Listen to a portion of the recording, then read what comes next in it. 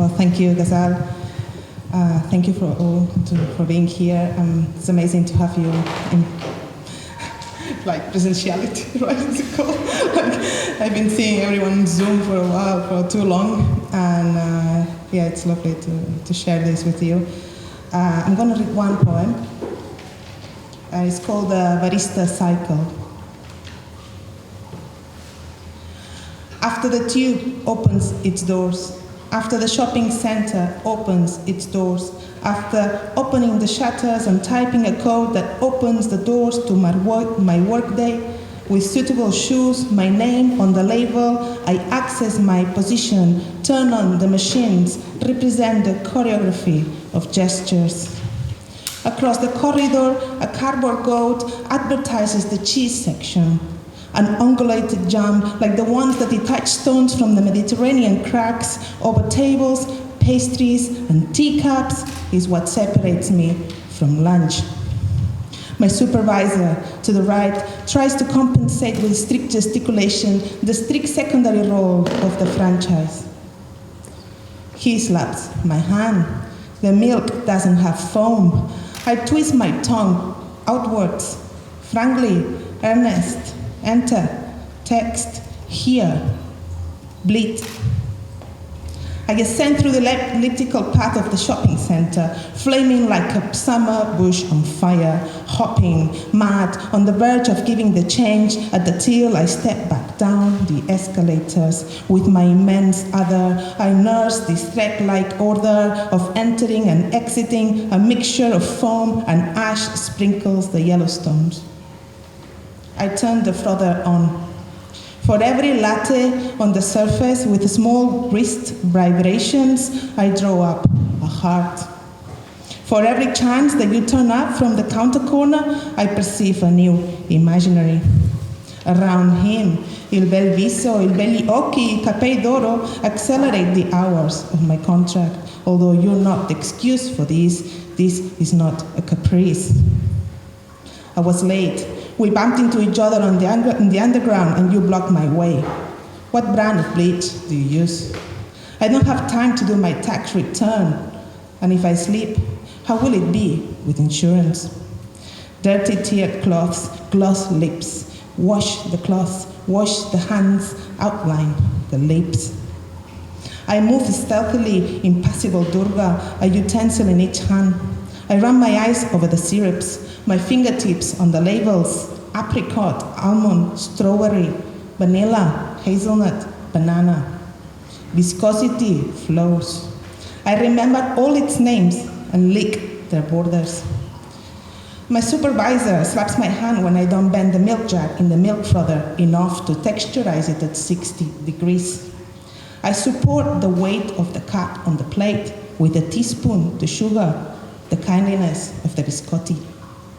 My body's cold and comes from the future.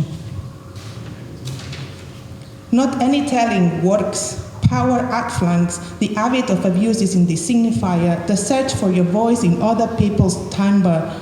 I try my luck with a different tense. An altered trip, a damaged vocabulary, an all-newness outside on the synaptic panel, which lit up through trial and error, through trial and error, through trial and error, twisting and turning. Before stumbling against the underbrush, we dance intersubjective dances on the penis alleys. Your face in my sea, a tear. The incorporated language didn't have a body, but here's all wrong. I eat too much or not enough. Now I tremble, imagining myself chattering about the weather with the clients, chattering about the weekly rota with my colleagues, chattering about the angle of the milk jar in the frother with my supervisor. My new chatty language doesn't identify with my old container, and I tremble in the relation. To lose distance for an informative lie is an instance. To lose distance for a toxic murmur is an instance. To lose distance for a syrupy memory of your abuse is an instance, another instance of the tremor. My movements interrupted by reflection, reflection interrupted by its transcendence. The idea goes back to fulfillment, the coffee stain to the scald to touching. We are not at all imaginary. In each reverberation, we rinse off some consciousness. This is my working day. Didi, how long until he comes? We hum together, how long will it be? How long? The journey of the hands is time-consuming, my productivity locked into the prison of this imaginary. Bleach and syrup, a chain of concepts. Laura, how long? The bubbles on the chilled surface exhale liquid air. Our smiles are superimposed, like stamps on a loyalty card. The centrings that join our milky bowls are colloquial. I turn the handle. Go, go, our evaporated dance. We hum along, up to the paisley, through the echoing ale. The bodies of the workers move without touching each other over the pavement that gathers our dead cells like prickly rolling tumbleweeds.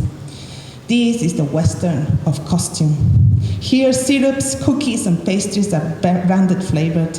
Coffee is free trade. Milk doesn't have lactose. The voyage is lonely. I yawn as I sweep. Who cares if I finish now, comrade? We are being gobbled down by the futility of our shifts. I look for a job in the classifieds. In 3 days of training, you'll learn the basic skills. I am communicative. I went to school. I'm available in 3 languages. The reinvention of oneself. We eat the stale sandwiches. Before the tube closes its doors, before the shopping center closes its doors, we have switched off the coffee machine. We have washed the filters, the steam one. We have dusted off the wooden chairs and tables. We have turned on the dishwasher. We have replaced the milk bottles in the fridge, the syrups on the shelves, the cookies in the glass jars, the cakes in the display window, the biscotti in the drawer. We have moved away the products that were out of date. We have emptied the till. We have turned off the shopping lights. We have closed the doors. We have put down the shutter. Let's go to the staff room and do ourselves in the lockers, name footwear ages, and step down to the tube, me inhaling, you inhaling the smoke of a roll, to end up on the sofa where the circadian periplus of the baristas ends. The uniform without tack is drying hung up in the bedroom. The leftovers from dinner are drying on the plate. The laundry holds the air in a plastic bag. Question, how long? The enveloping field grows with impression of the not named, in and out in the warehouse, physiological translations. A fox crosses the street with a sandwich wrapper. Let's try another test that doesn't end, the relation in the dream. An altered journey, a change of tack in direction to oneself, a more adapted version to the circumnavigation that frames our horizon. A parable that no return ahead as she was. How was she? How will she come back as she was? I don't know, Marcel. I can't remember. There were 4 points that needed changing in order to become as she should be. Mainly, I remember now, these were the points.